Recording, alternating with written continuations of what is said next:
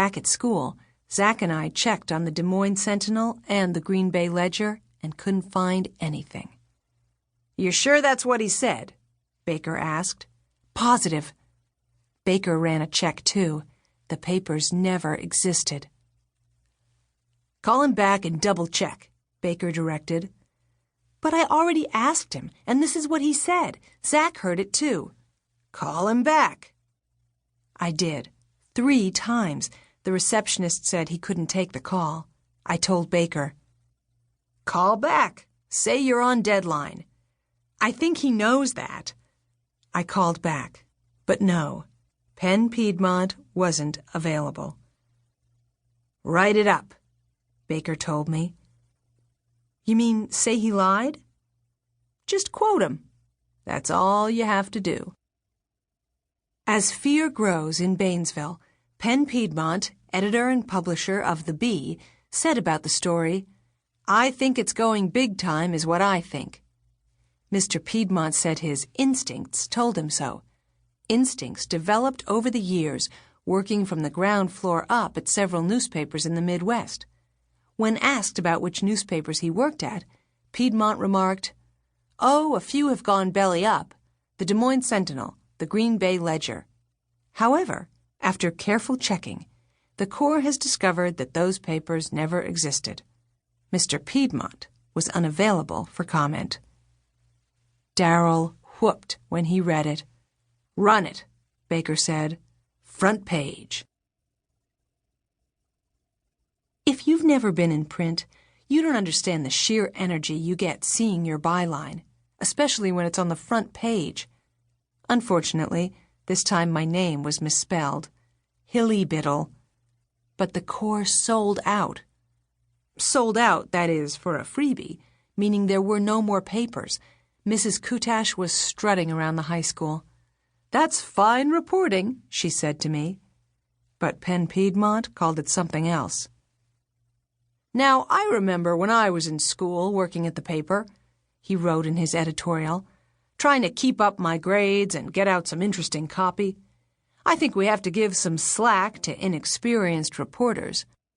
But inexperience is no excuse for deliberate misrepresentation, which to my mind is what came out in the Corps. The pen is a mighty weapon. I offer some advice to the young Hildy Biddle. Journalists don't make things up. We leave that to the novelists." Now it was my turn to throw the bee down. "I'd be flattered if I were you," Baker told me. Flattered? He just insulted me in his Wednesday editorial. He wouldn't have done that if he didn't think you were a threat. It's between 6th and 7th periods, and I have now proved unequivocally that Boston, Massachusetts has too many people named Martin working there in the real estate business.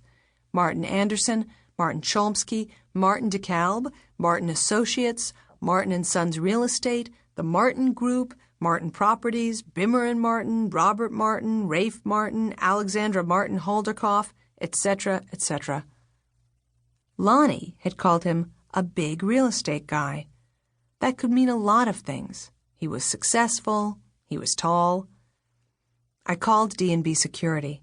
That number was now disconnected. I tried to find a Lonnie Lupo, an L. Lupo, in the phone directory.